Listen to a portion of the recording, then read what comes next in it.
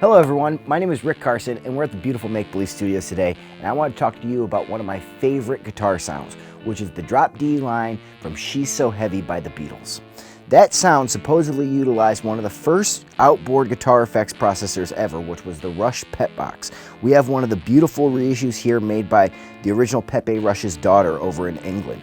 One thing to note is that there's two controls on this pedal, pep and level, and both of them create their own distortion sounds, and it's a very, very hard blend to figure out exactly how to get that sound from She's So Heavy.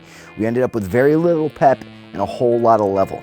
That being said, this thing 90% of the time sounds like you're ripping Velcro off of a backpack or something like that.